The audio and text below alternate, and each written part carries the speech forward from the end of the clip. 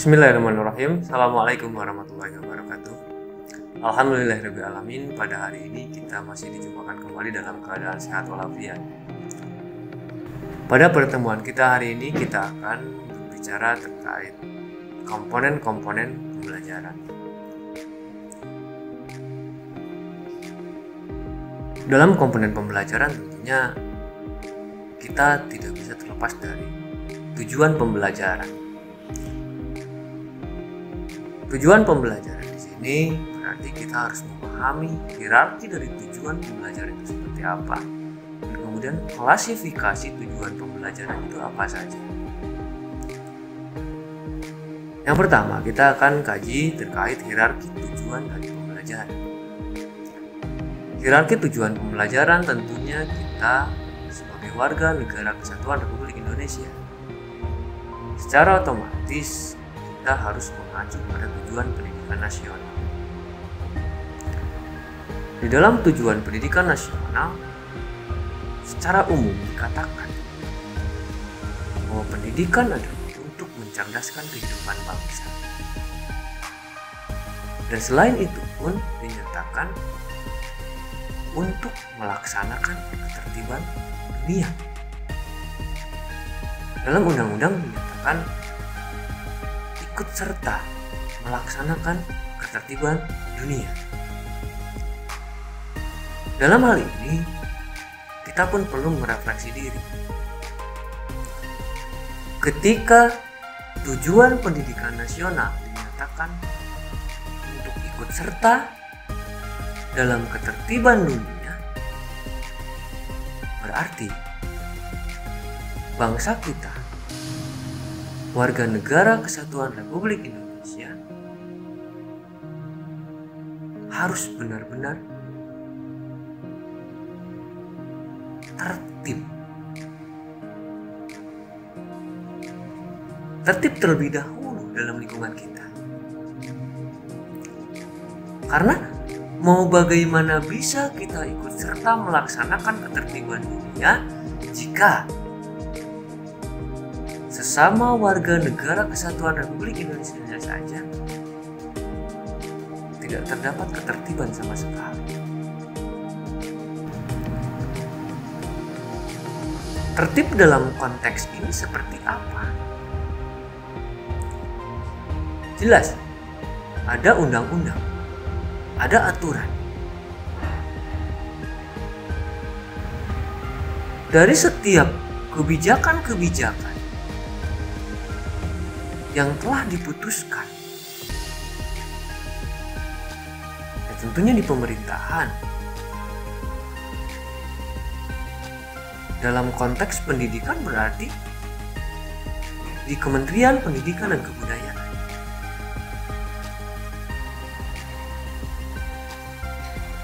Kita sebagai warga negara kesatuan Republik Indonesia berkewajiban tertib dalam menjalankan aturan-aturan secara layak. Karena walau bagaimanapun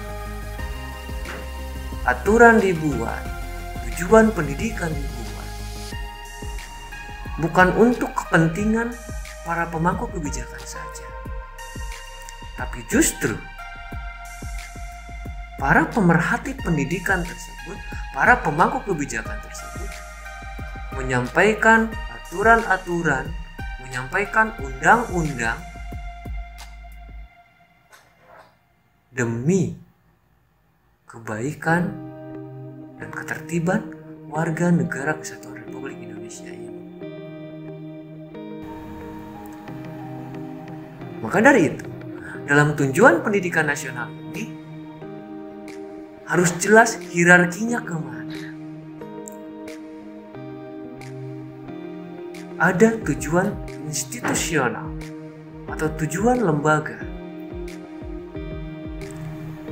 Lembaga pendidikan tentunya menjadi implementator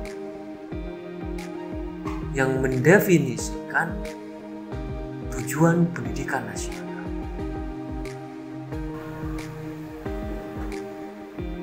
Disesuaikan dengan apa? disesuaikan dengan lingkungan budaya daerahnya sendiri. Jika Indonesia dinyatakan dengan negara multikultural, maka setiap wilayah di Negara Kesatuan Republik Indonesia ini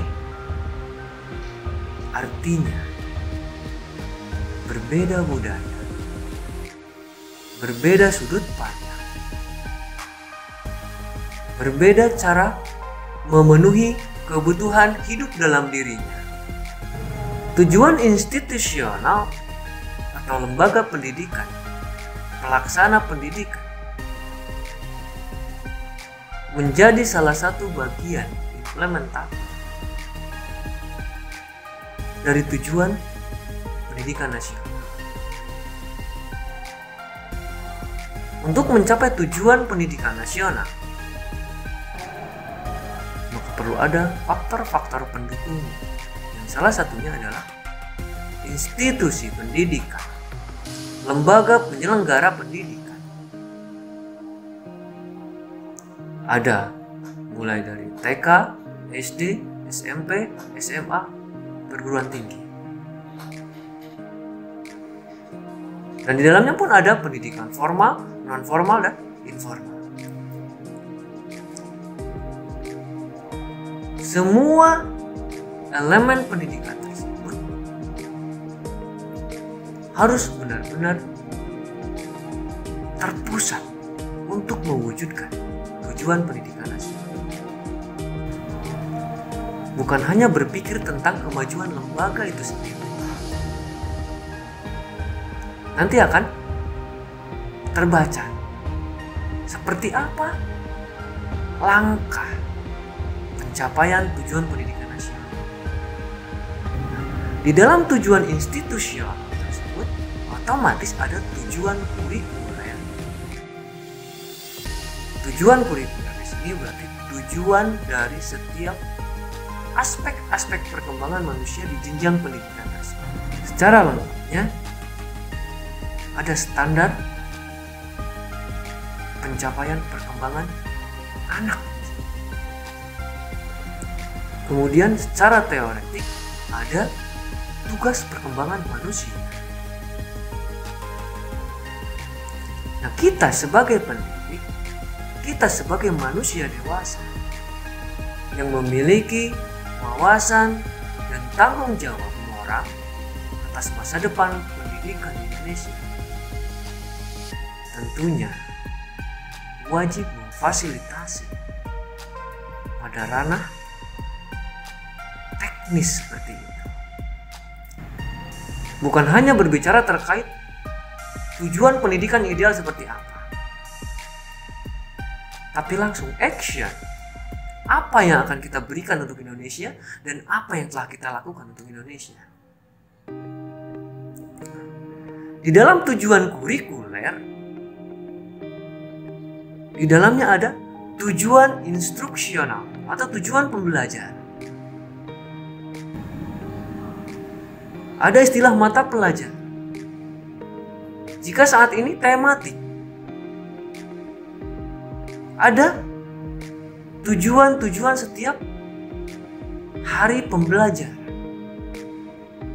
setiap minggu pembelajaran, setiap triwulan pembelajaran, setiap semester. Hal inilah yang sesungguhnya menjadi penting, dan tercapainya tujuan instruksional dilihat dari kualitas individu yang diberikan pendidikan di lembaga pendidikan tersebut oleh manusia dewasa.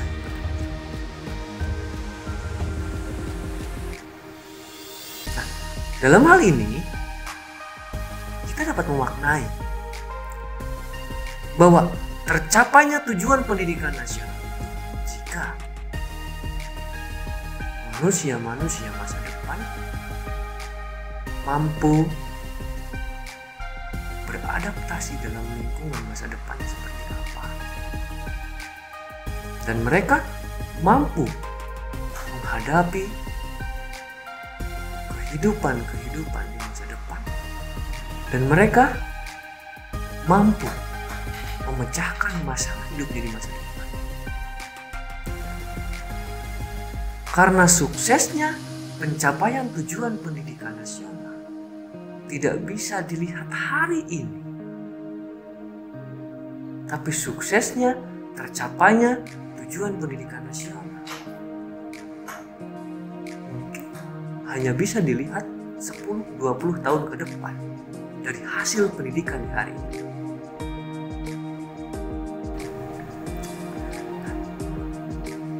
Kemudian kita berbicara terkait klasifikasi tujuan pembelajaran. Taksonomi Bloom menyampaikan 3 ranah. Yang pertama ranah kognitif, kedua ranah afektif, yang ketiga ranah psikomotor. Kemudian dinyatakan pula dengan istilah head, heart, dan hand. Head, pengetahuan dalam arti kognitif, pemahaman, pemaknaan, sampai literasi. Berikutnya ada heart. Apa itu heart? Afektif, afeksi, rasa, emosional. Yang berikutnya ada hand. Dalam arti apa? Psikomotor. Psiko itu jiwa. Motor itu apa?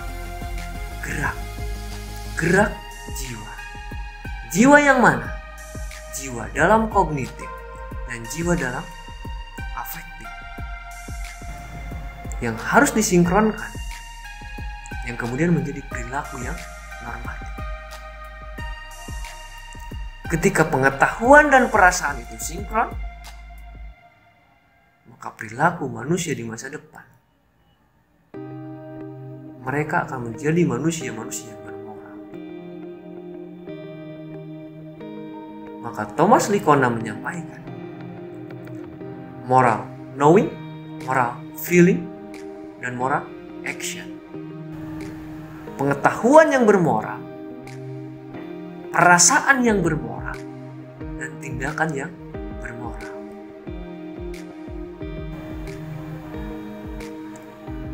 Itulah yang dimaksud dengan klasifikasi tujuan pembelajaran dalam pendidikan.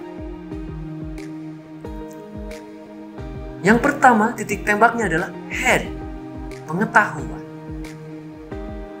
Jangan hanya anak mengetahui saja, tapi sentuh juga heart, hatinya. Dengan perasaan, emosional. Kemudian disinkronkan antara pengetahuan dengan perasaan. Dan titik tembak terakhir keterampilan, tindakan dari hasil pengetahuan dan perasaan.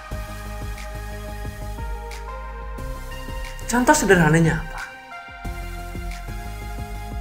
Dari mulai anak TK sampai nenek-nenek, kakek-kakek, semuanya tahu bahwa membuang sampah sembarangan itu tidak baik. Tapi kenapa masih banyak sampah berserakan di negeri tercinta ini? Karena mereka hanya tahu, tidak dirasakan. Ketika ditanamkan rasa, jika kita diam di tempat yang banyak sampah itu tidak nyaman, maka pengetahuan dan perasaan itu akan sinkron. Atau meskipun ada bagian kebersihan, ketika rasa kita terapkan, bagaimana jika orang tua kita yang berposisi sebagai petugas kebersihan itu Kemudian kita yang membuang sampah. Jika pengetahuan dan perasaan itu sinkron, maka kita yakini bersama. Maka gerak jiwa psikomotor akan otomatis melakukan tindakan-tindakan yang bermoral, beretika. Disinilah perlu kita pahami dan perlu kita maknai bersama. Ketika kita kaji tujuan pembelajaran, ada hierarki tujuan pembelajaran itu seperti apa. Maka yang paling penting adalah apa yang ditujunya terlebih dahulu.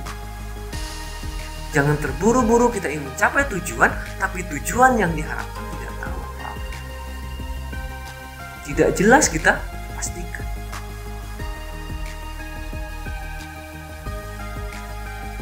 Oke. Sekarang kita sudah paham bahwa tujuan dalam pembelajaran adalah terjadinya perubahan perilaku dari sisi pengetahuan, perasaan, dan tindakan manusia menuju ke arah yang lebih baik. Kita garis bawahi istilah pendidikan. Berarti terjadi perubahan tingkah laku ke arah yang normatif, bermoral, beretika.